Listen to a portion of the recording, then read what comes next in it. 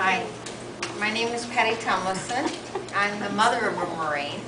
And learned by coming here that I actually do have a story to tell about Marine or military life. I never thought I had a story until I talked to Sally and realized that I got a lot more stories that I can write. The piece that I'm writing today is called My Life as a Marine's Mother. My life as a Marine's mother began the evening my daughter came home from work and woke me with the news of her life-changing decisions. We had been discussing the possibility of her entering the military on several occasions. She was in her senior year of high school, and she had been meeting with the different recruiters to examine her options. She had been working full-time at Taco Bell, but she felt that her work there wasn't going to afford her the lifestyle that she had in mind when she got older. And she felt it was an easier way to accomplish her goal of going to college, because she knew I couldn't afford to send her. After she told me, after sitting down with a recruiter with each branch of service, she had in fact decided to enlist in the Marine Corps. She felt that they had the best educational benefits, and she wanted to be one of the few in the crowd. She wanted to be the best, and in her opinion, that was the Marines. I knew from that time on, from the time that I had held her little body in my arms and I looked into her beautiful brown eyes, that she would be a very strong, independent woman someday. And her birth had been certain proof of just how strong she was. When I went to the hospital to give birth to what I was told by my doctor should be a big, healthy boy, I was in for quite a surprise. I had made the decision to have my baby naturally, as I'd already given birth to 2 boys with an epidural. Something just told me to have this baby drug-free. As the hours of labor slipped by, I had visions of my baby and what it would look like. With my first 2 children, one came out as a brunette with green eyes and the other a blonde with blue eyes. So there was a lot of possibilities with this one. I prayed so hard for a little girl that would be just like me. Throughout my pregnancy, friends teased me and told me I was going to have twins. Of course, I dismissed this thought because of the doctor's opinion about a boy. He only detected 1 heartbeat and never suggested an ultrasound. This was in 1981, and the use of ultrasound in sexing of a baby just didn't happen very often back then. Finally, the time came for me to go to the delivery room, and as soon as I delivered my baby, everything became a blur. I heard the doctor say it's a baby girl. All I could do was cry tears of joy. I wanted to see her and hold her so badly. At this point, I hadn't realized something was wrong. The doctor asked me how early I was, and I told him I was only 2 weeks from my due date. I had both my boys early, so this didn't pose a problem for me. This is when the doctor said she was too small. Then I heard the nurse that was checking my stomach say that she heard another heartbeat. I said, "Yeah, I am alive." She looked at me and said, "No, here's another heartbeat." That's when the reality of the situation hit me, and I was ready to panic. The doctor called for a medical team so they could put me under to deliver the next baby, as it was coming feet first. Everything was chaotic, and I started hemorrhaging. I asked the doctor if I was going to die. He said it doesn't look good. I wanted to scream at it. I couldn't possibly die and not see my babies. As I watched the whole thing unfold, I was gripped with fear. Time stood still for me for what seemed like a lifetime. However, it only took 7 minutes for the next baby to be born.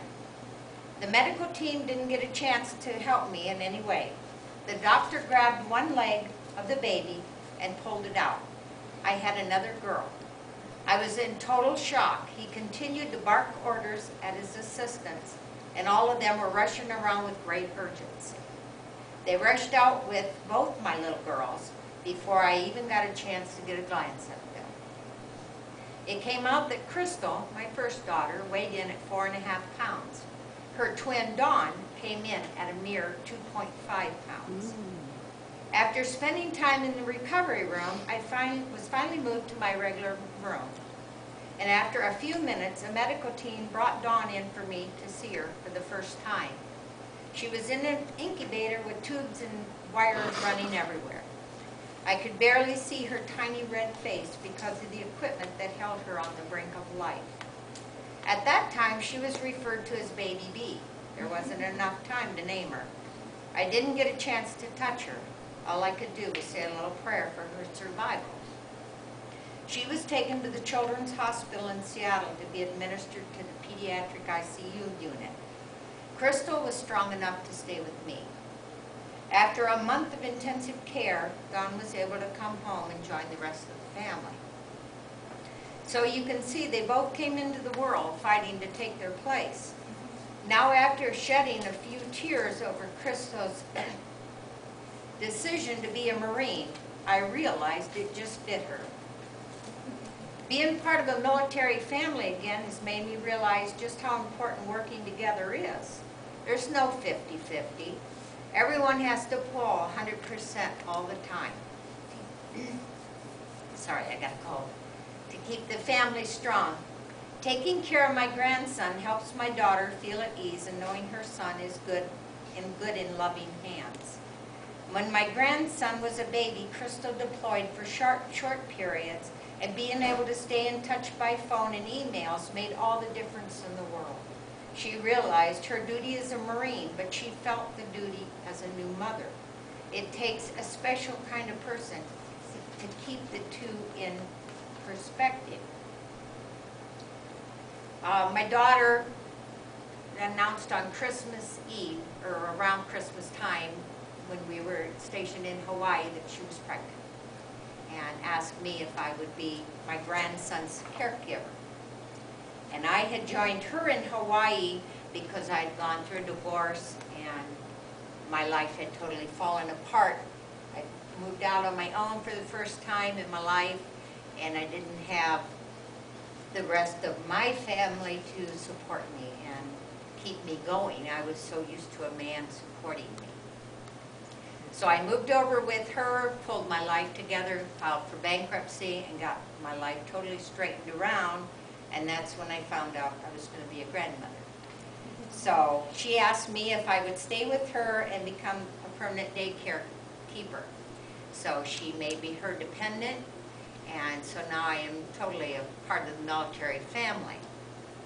I had issues with being back in the military, so to speak, because of the fact that when I was a child, I was in the military, in a military family, and as you know, like Caroline, giving up your friends and having to move and all the other issues that military people face is not an easy thing to have to deal with. When I found out our deployment in Hawaii was finished, we had to pack up to move to Beaufort, South Carolina. And in the meantime, we got to go home for a 30-day leave of absence to see the family and friends that we left behind. And which Crystal's twin had a baby girl, so we was there, and I got to be at the birth of the new baby.